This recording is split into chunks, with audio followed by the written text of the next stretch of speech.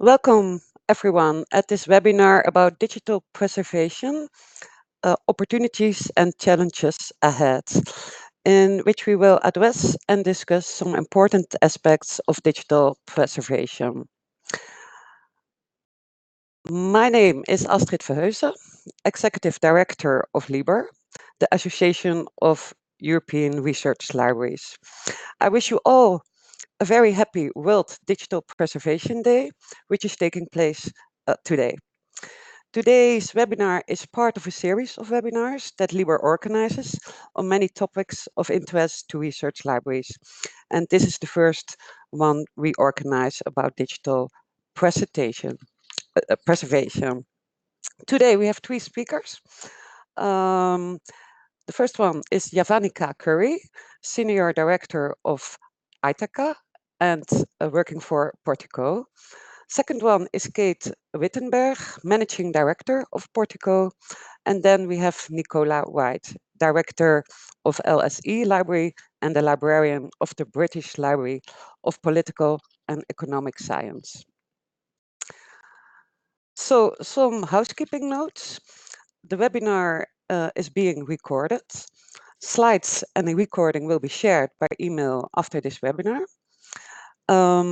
Your microphones will all be muted during the presentations, but if you have any questions, please put them in the chat box, which you can find in the upper left corner of your screen. And after the presentations, we can address these questions, and we hope we will have 10 to 15 minutes of discussion after the presentation. So now I will hand over to our first speaker today, which is Kate Wittenberg. Over to you.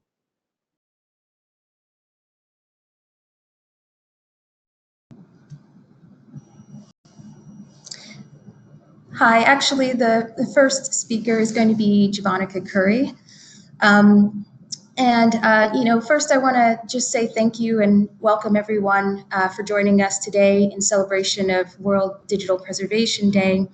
I'd like to thank our LIBER hosts, Astrid and Friedel, for inviting us to give this talk on the importance of digital preservation and giving us an opportunity to talk about our perspectives from Portico.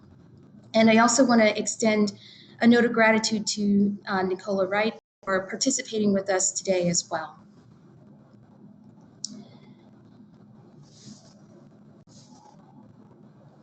Why is preservation of digital content important? When we talk about print, it's very easy for us to understand the urgent need for preservation, the simple fragility of the tactile object, its susceptibility to environmental impacts such as pest or water damage, as well as human intervention, like the extreme case that is depicted in this image.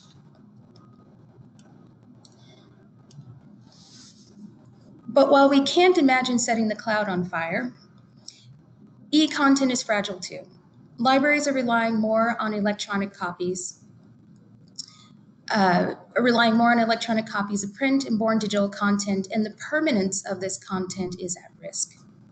For example, for e-journals and e-books, there are times when a publisher may decide to no longer host the content on their platform, or a publisher may decide not to migrate ceased titles to a new publisher. We refer to this as a trigger event. They do happen, and as you can see in this graphic, trigger events are happening more frequently in recent years. Since Portico's inception, 122 titles, 1 reference work, and 1 abstracts database have been triggered and have become unavailable through publishers. Through Portico's preservation efforts, the content is still available to the community today. It is also within these last few years that we have seen an increasing number of open access titles triggered. Of the 122 titles triggered and made accessible on Portico's platform, 97 are open access. 70 of those open access titles were previously part of de Gruyter's Emerging Science Journals program. Now, because they're open access, and Portico has preserved them, they are available to everyone on the Portico platform, not behind any paywall. And the publishers, as a result, are able to maintain the open access for these titles that would otherwise be lost.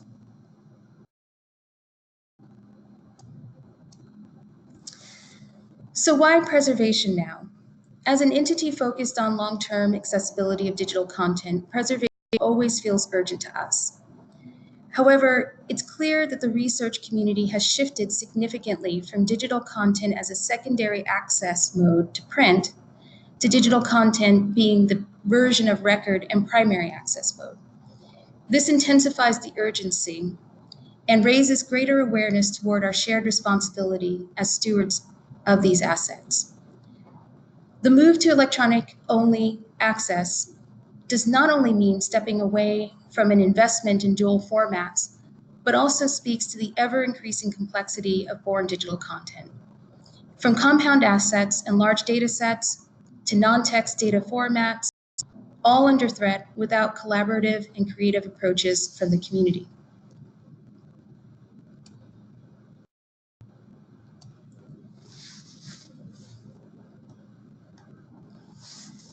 There are many different ways to think about preservation of digital assets. Some institutions may focus just on backing up content. Others may be thinking about byte replication. Some may be doing nothing at all. Portico implements a fully managed preservation practice and policy, which encompasses all aspects of the preservation cycle.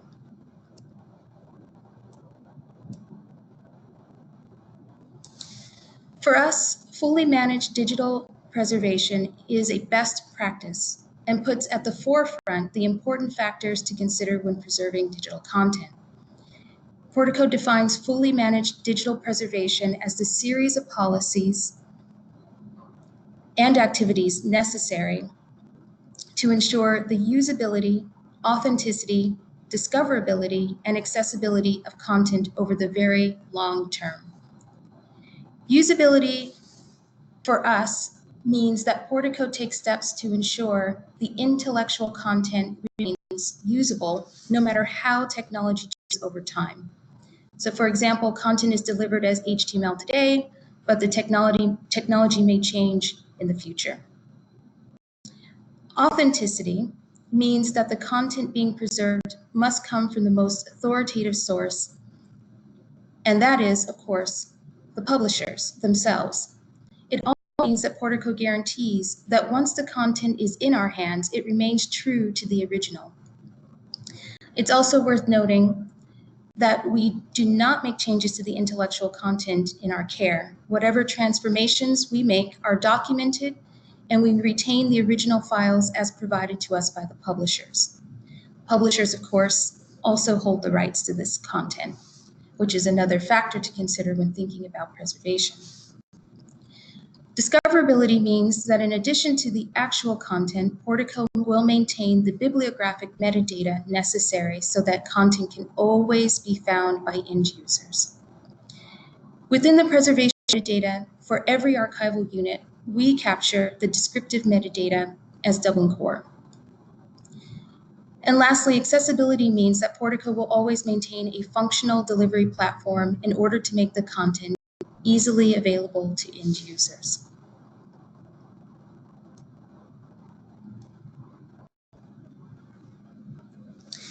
But there are challenges, of course, when thinking about preserving born digital content or content that's been migrated to a digital format. Economics, where libraries in particular often face decreasing budgets and not enough support for preservation initiatives.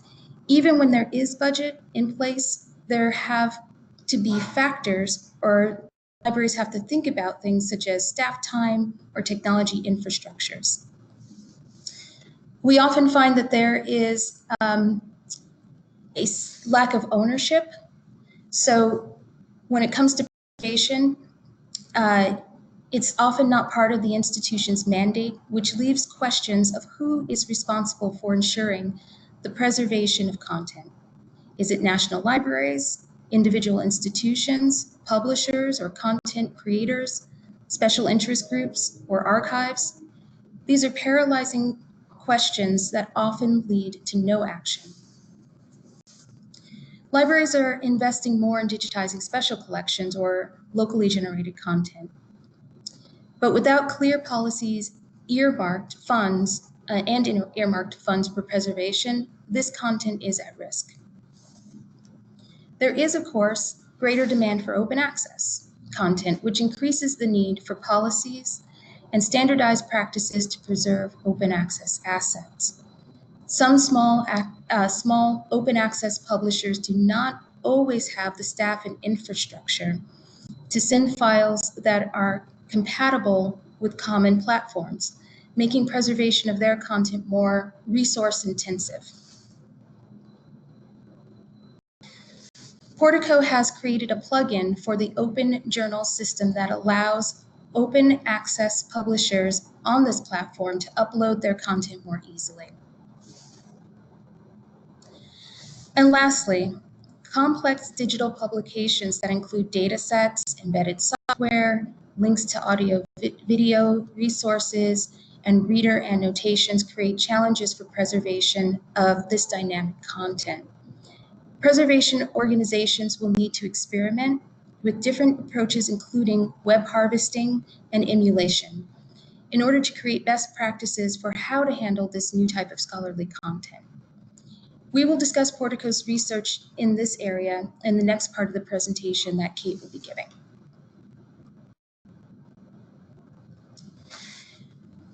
Libraries are working to preserve both print and digital content, but the scale and complexity of digital assets outweigh the preservation resources of a single institution.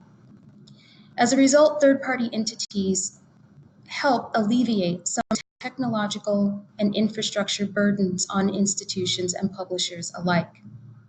Furthermore, entities like Portico work to employ fully managed digital preservation activities that may not be obtainable by individual institutions.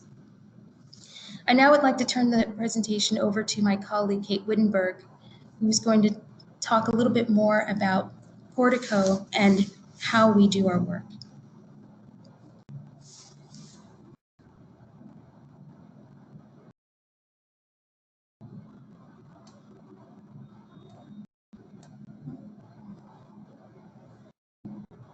Thank you, Javanica. As Javanica said, I'm going to give you some specific examples of how we do our work and also talk about some of the challenges that we're facing as we think about preparing for the future of preservation. So just to make clear, Portico has 3 services within our preservation organization. We preserve e-journals, e-books, and other kinds of scholarly electronic content, which I'm going to talk about in a minute. We were started by fund initially from the Library of Congress and the Andrew Mellon Foundation.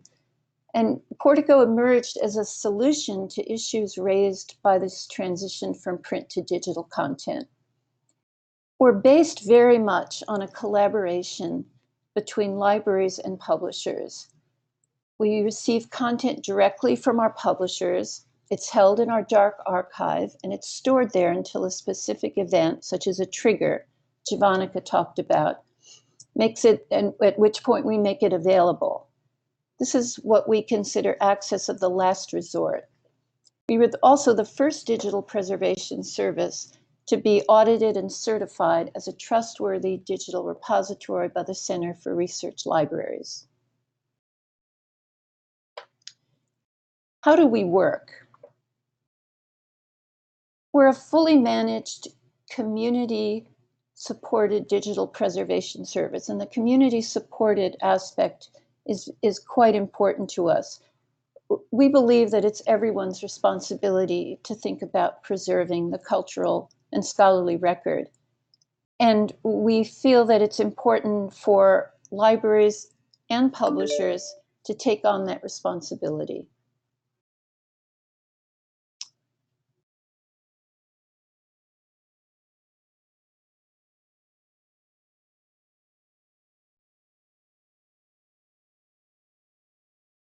Our services include, as I said, libraries and publishers, and there's a slight difference in our business model for the three different kinds of content that we preserve. For e-journals and e-books, publishers and libraries pay fees to support our work. For D-collections, which is our name for large collections of primary sources, such as Gale or Adam Matthews content, the publishers take care of supporting our work. The idea being that libraries make such a large investment in these kinds of publications that it's the publisher's responsibility to ensure that they will always be available.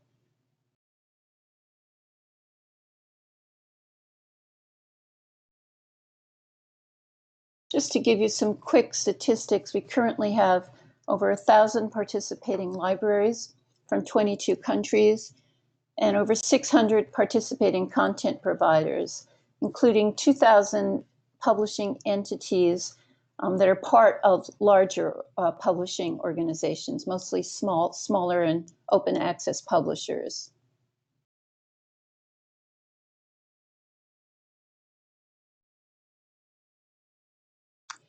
We wanted to let you know some interesting statistics that have to do with the number of libraries that are currently participating in preservation services.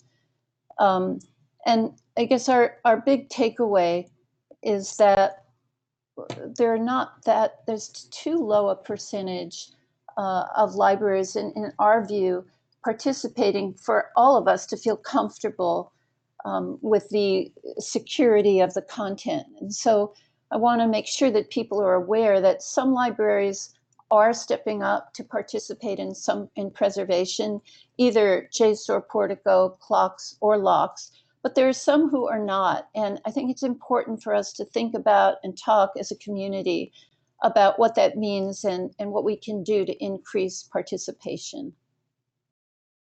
I want to talk about some lessons learned and also things that we're doing with the community to engage and help all of us move forward in various areas of preservation. For a number of years, Portico has been working with national libraries. We've been working with the British Library since 2013 to help them fulfill their obligations for legal deposit, which is a government mandated requirement as many countries have. The British Library did not want to undertake the big investment of both money and staff time to build their own preservation infrastructure. And so what we've been able to do is to leverage our infrastructure and our staff to supply the British Library with files for all of the publishers that they need to encompass legal deposit. The BL preserves them in their own archives. This allows the BL to spend their resources on other parts of their mission. And it allows Portico to leverage, as I said, the things that we're already doing to help a partner national library. In a different kind of collaboration, we've been working for some time with the Dutch National Library, the KB. We've collaborated to create some digital preservation best practices. And recently, last year, we finalized an agreement for the KB to be an online art replica of everything in the Portico archive. Again, this allows them to have copies of everything that's in Portico, and it allows us to have a replica of our archive of trustworthy European soil, which is good for us and good for the KB.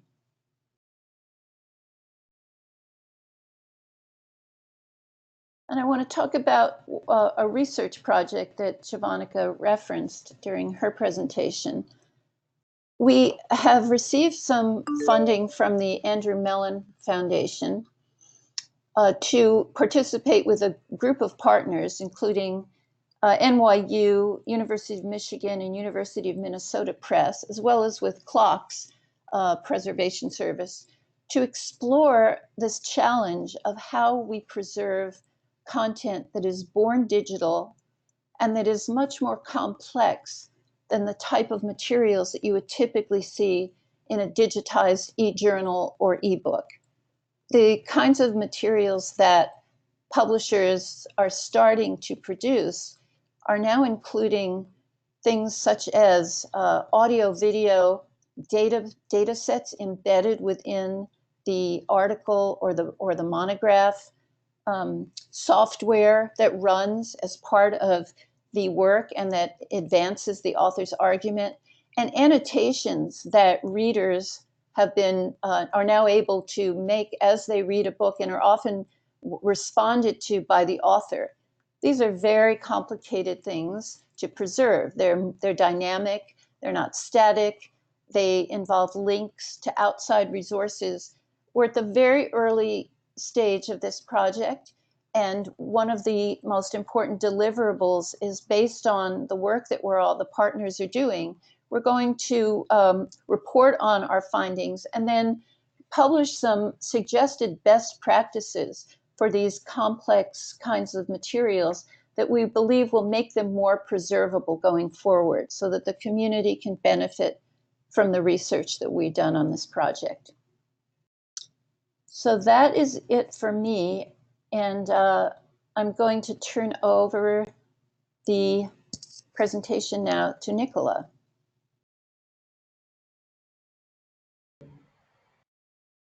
Hello everybody, I hope you can hear me and see me. I can't see myself, so I'm just going to plough on. So thanks, it's very nice to be here today with everybody. I'm here just really to give a bit of perspective from a library in why we participate in Portico and some of the strategic and issues that mean that we're involved, but also some of the principles that we work to.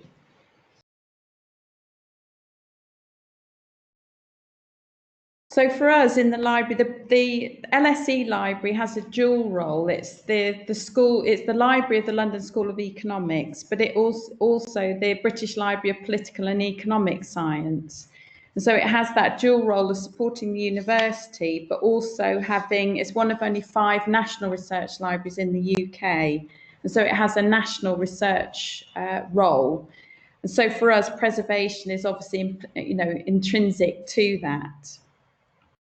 In our strategy in the library, one of the sort of primary drivers for us really is our statement, our goal that the library will secure the collection and preservation of the complete intellectual output of the school.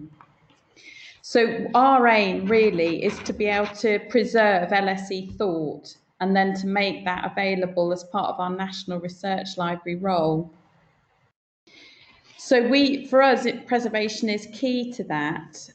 We preserve a range of intellectual outputs. So it's not just published articles and things that would appear in a research repository, but we do also collect and preserve LSE blogs, public lectures series, as well as traditional scholarly work. So it's quite a broad range of material, hence the fairly broad term intellectual output.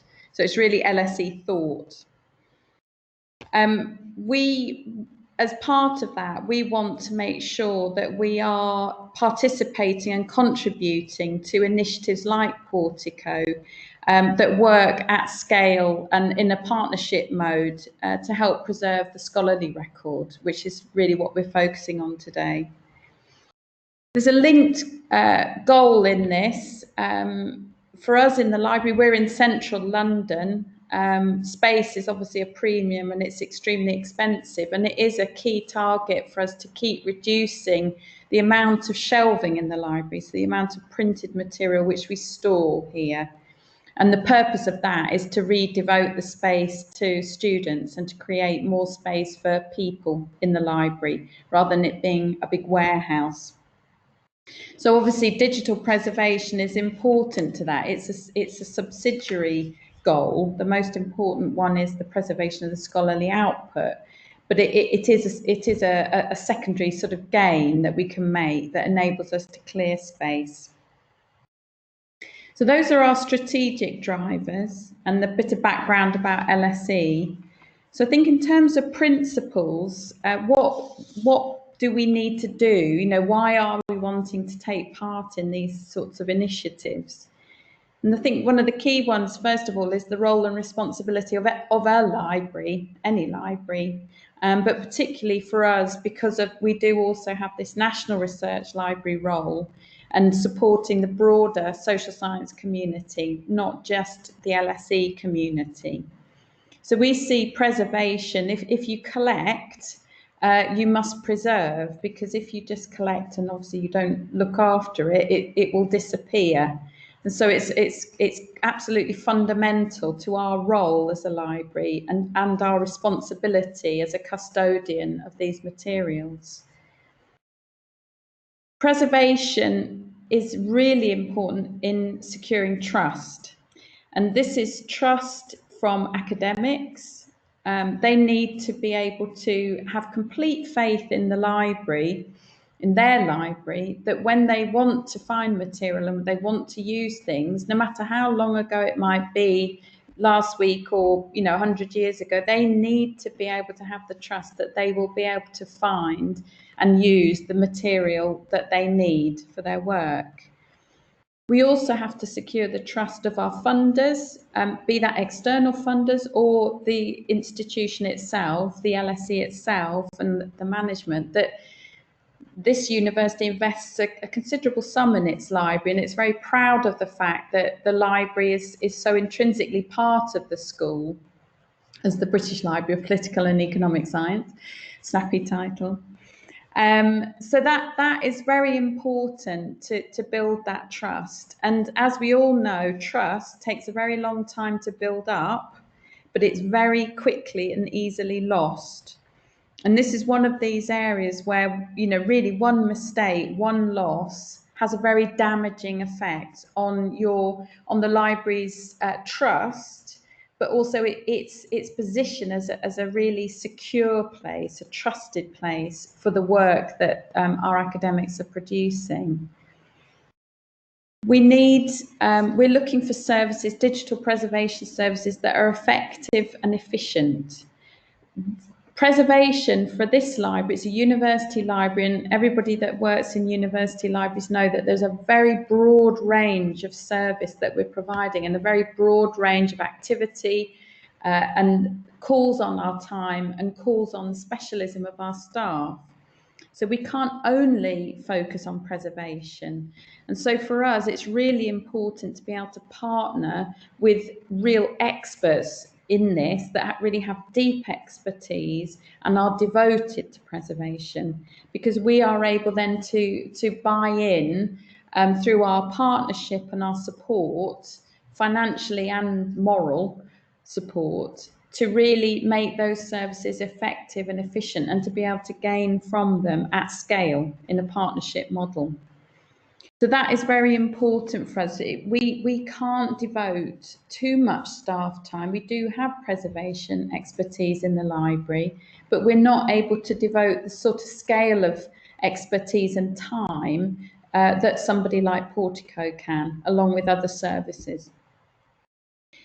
Obviously, it's obvious to say this, but preservation is long-term. That's a bit of a debatable term. What is long-term?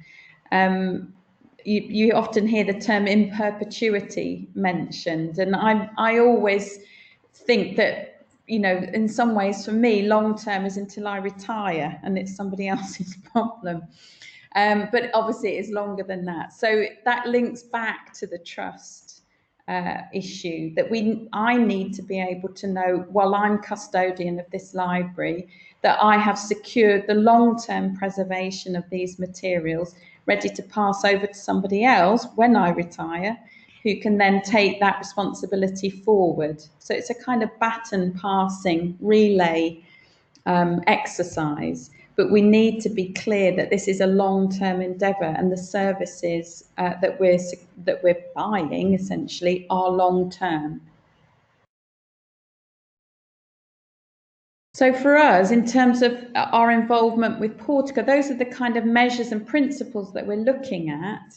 when we're looking at preservation services and looking at our own development of preservation in-house. But for us, our involvement with Portico, it does tick all of those boxes. We're able to, we can see, because of the structure and the way that Portico has been established and funded, that this is a long-term digital preservation service. It has the ability to transition into new models and go into the future without folding. It's a very clear and focused model, which I always like. I like simplicity. I think especially if you're trying to do something for a very long period of time, if it's overcomplicated, it's much riskier over the long term. The chances of it going wrong are much greater. So I like the clear, focused model of Portico. For us, it meets the efficiency and effectiveness box. It's a managed service, which means that it doesn't require too much intervention from us. We don't have to do anything. We've not got servers downstairs or anything like that. We're able to just sort of buy into this and just manage our funding and our partnership of it. So for us, that's very important. We are able to be confident. It is a robustly managed service. It's transparently managed, so we can see how it works.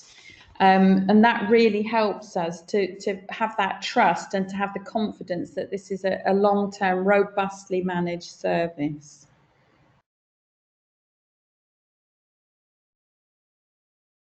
I've moved us on. That was my last slide. So I've helpfully moved that on for you now. Whoever's next. Thank you. So that would be me again. Thank you all three speakers for your presentations. And I would now like to invite our attendees to these webinars to post your questions in the chat box. Actually, we have one first question from Nicola Constantinescu. Sorry if I pronounced the name wrong. The first question is, what are the drivers for the decision level to earmark funding for preservation? How to scare them? So I think this might be a question for Nicola.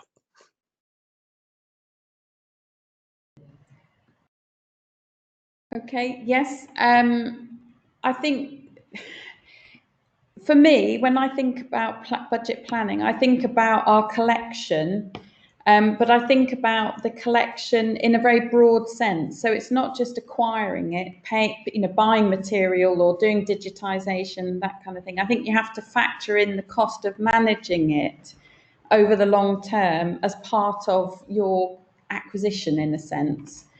So when we do, when we're buying, journal, if we're subscribing, we're talking here about journal content, when we're subscribing to that, we do factor in a certain amount of budget for collection management and try to make those costs transparent. That includes preservation, but it does also include physical storage. So there are a whole range of collection management and preservation costs now that we have to factor in as part of the collection budget. And likewise, when we do digitization projects, if we do have to factor in the long-term preservation and keep building that up, and that is a cost that is going up. So the way that I do, we do plan that as part of our normal budget cycle with the LSE. But we are also able to have specific initiatives. So, if we do a conservation project, we do digitization, then we do have additional kind of capital funding, sometimes for that, from donations from our endowment and that kind of thing. So I don't know whether that answers your question. One thing I would add, actually, it's always quite good to with preservation, it's always quite good to frighten people. So if if material is seen as very important and individual academics' work is important, it's not an unuseful thing to be able to explain what the worst case scenario, really, what would happen if it wasn't preserved. So that is also a useful factor for some people. Depends if they're glass half full or glass half full, empty people. Thank you. There's a second question, also from Nicolai. Is there a place for good practices to find policies, planning, maybe also costs, calculations?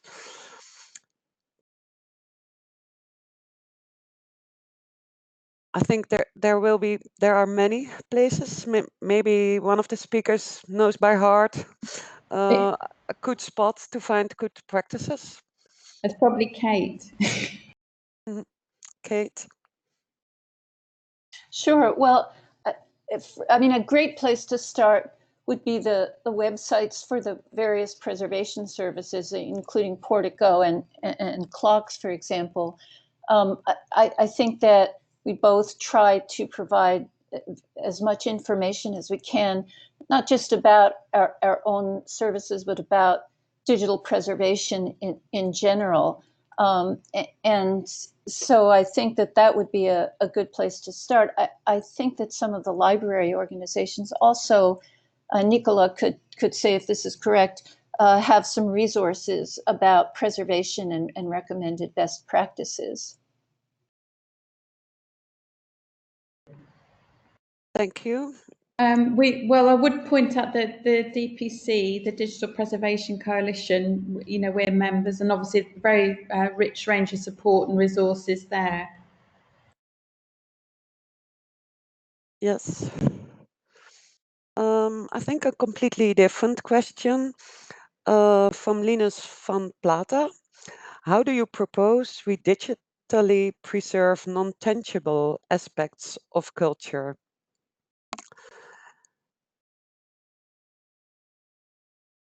I'm just trying to understand exactly what you mean by non-tangible. This could mean a number of things, but if you could maybe just give a quick example. If you mean something such as the web or informal forms of communication, or do you mean more things like cultural traditions? Give an example and try to shed some light on this. Okay, Linus explains like cultural practices, traditions, rituals. That's a very interesting question. I mean, I think that probably gets back to some of the things that we were talking about in these new forms of scholarly content. That is, if we can figure out how to preserve things such as, oral traditions through audio recordings and video, or things such as music, and dynamic kinds of communication that takes place in non-written format.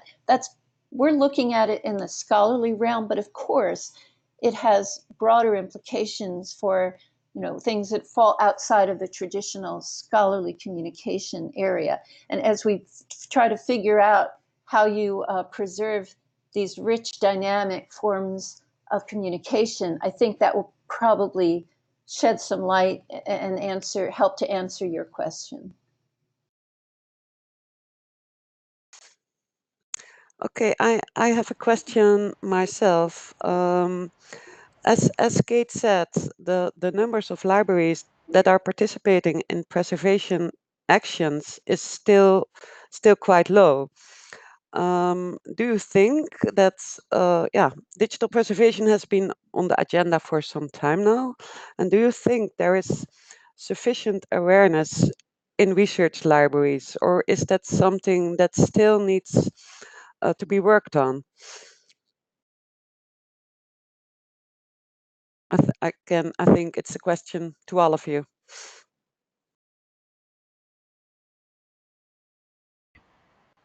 Do you want me to have a go? Yeah, please do. I'm from a research library. I think the awareness is high in research libraries. I think the challenges of executing it and doing it well are also high.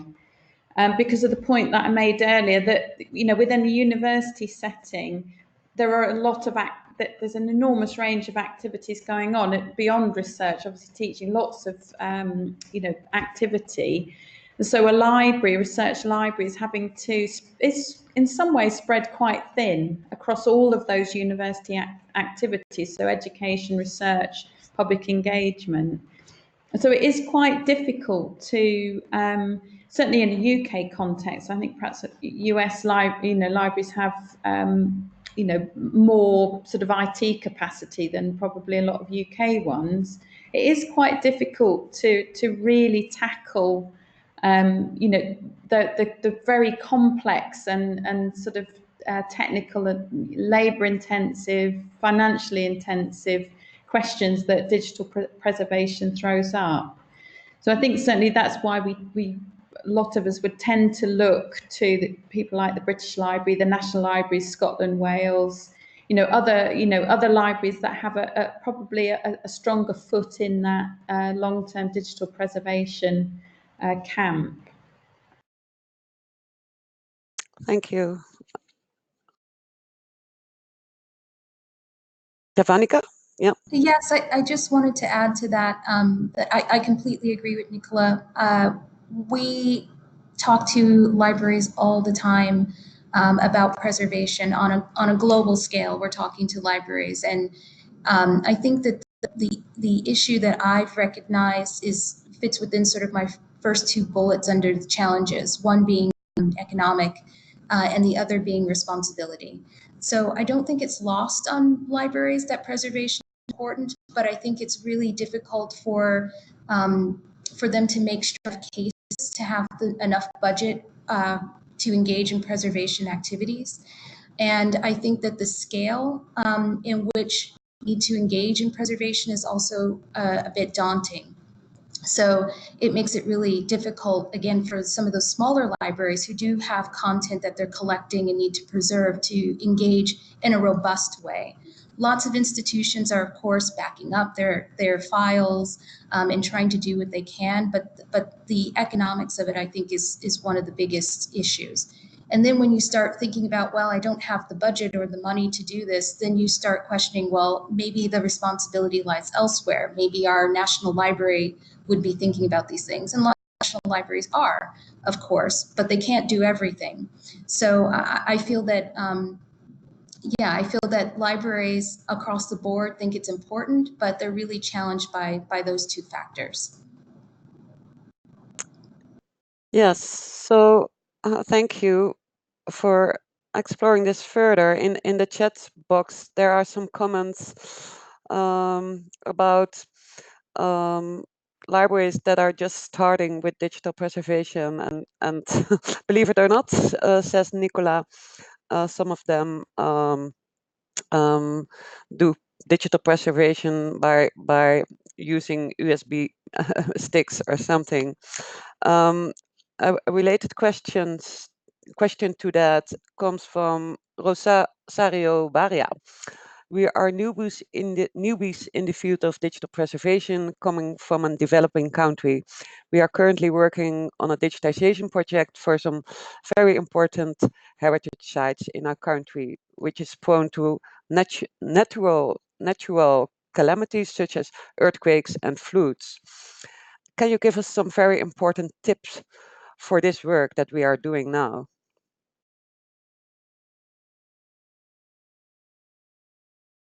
So, earthquakes and floods. Any of the speakers? Well, that's a very good question and very important. I'm not an expert in the area of cultural objects in museums, but I would imagine that there may be some guidance and information coming from the museum and arts communities, because that's an issue perhaps not as urgent as it is in some geographical areas, but for everyone. And how do you digitize and then preserve materials that are not themselves in textual format? So perhaps Nicola may know more about this, but I imagine that the museum community may have some resources to help in this area.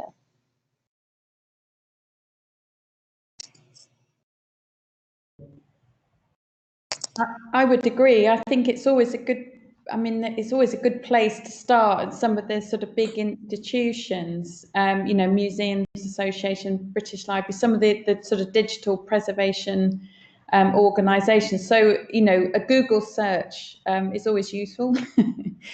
But yeah, I think as well, if you can partner, I mean, I certainly, again, you know, for us at LSE, if we're able to partner and use existing services, we don't do our own digitisation, you know, we buy that in. So it's seeing where you can get the most value from your resource, whether that's money, your staff time, and then bring in expertise in really specialist areas without necessarily needing to make that homegrown and to duplicate that.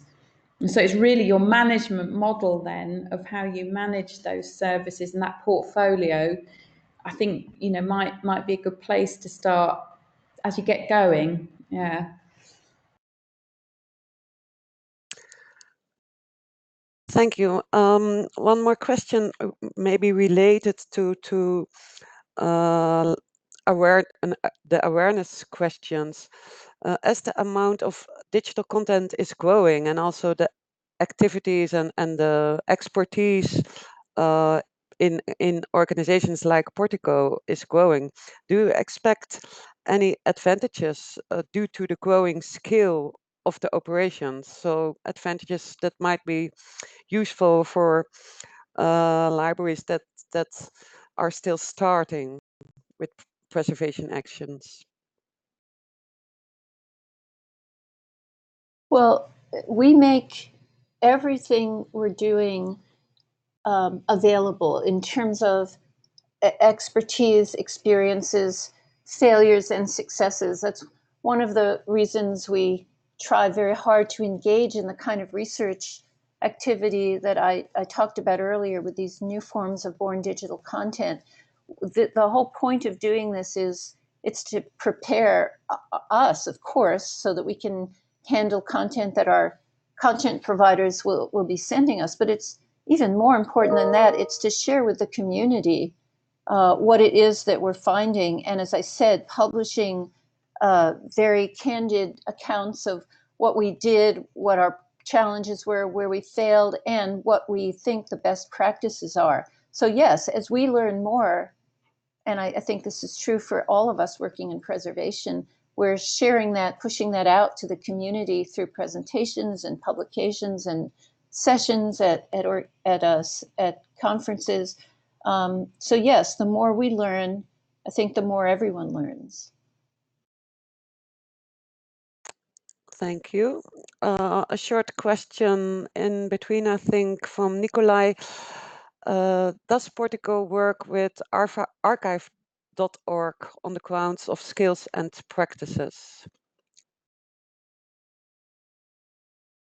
Yeah, as I would say, we're in regular touch with all of the organizations, including archive.org, that do preservation-related activities, and we openly share experiences and materials. If there are opportunities for specific work and particular projects, we're always open to doing those.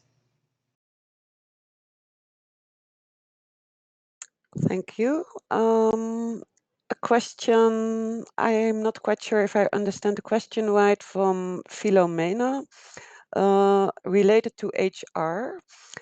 I think maybe this is related to give opportunities within a library or human resources, related to build capacities within an organization. But she says, she says, I like the idea of crowdsourcing, but how can we do that in a school?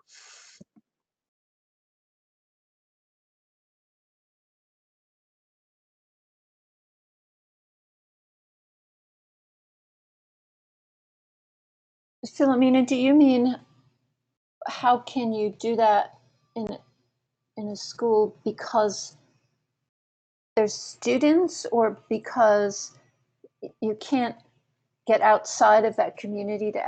I'm trying to understand. Oh, you just don't have these staffing resources. Yeah. Right. So I think the idea for whoever suggested crowdsourcing was that you can sometimes get help from the community, I guess, both to digitize things, but also to provide expertise. And of course, if there are any financial resources available, the whole idea of having certain preservation organizations that have the resources, both staffing and technology, would be to work with them. So I guess I would say, don't, as Nicola said earlier, it's not really a scalable solution for everyone to build a full preservation infrastructure and staff. So whenever possible, it's very helpful to work with those who have already been working in this area for some time. Sorry, can I sort of just add, I see your difficulty, Philomena, in terms of not having so many staff. But I think if you just saying crowdsourcing, obviously that could mean all sorts of things. So I suppose the people that you have got, even if it's just one or two, probably need to be really creative, really think about the purpose. What are you trying to do? What's the key focused aim for you? Because you can't do lots and lots of things. You can't do it, at scale. So really think about what is it you want to do? What's the purpose? And then think about creative ways of using the resource you've got, but also opening out the question to a broader community, through crowdsourcing. But then think carefully about what are you going to get back, because once you've asked a lot of people, they will tell you a lot of things, and then you've got to manage that and distill all of that. So that can create a lot of work at the other end. So sometimes I think with these things, you're not reducing the workload, you're moving it around. So I think it's just be really creative when you've got nothing to lose, because you don't have many people already, so why not just go for it? But just be really creative and pick one thing and really focus on that, I think, and then just experiment, see how it goes. Might not always work, but you'll get there and probably do something really exciting. Okay, maybe it's time for the last question. I see one more from Christopher. Is there any evidence that having digital preservation services in place makes a research library more attractive to potential donors of born digital content?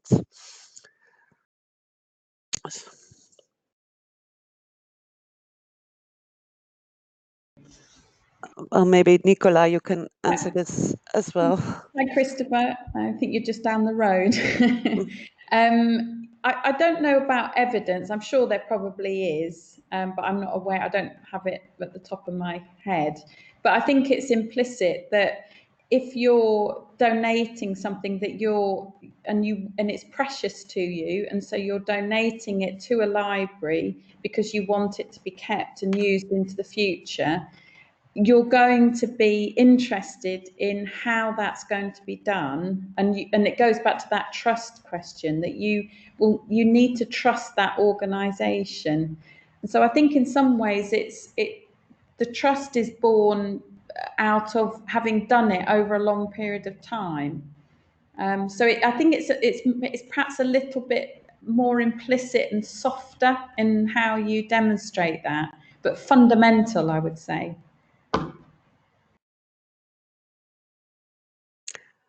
Okay, thank you. And I think it's about time to finish with this webinar. I want to thank all the speakers again for their presentations, and also all the attendees for all the questions and a very lively discussion. So thank you, and see you next time. Bye bye.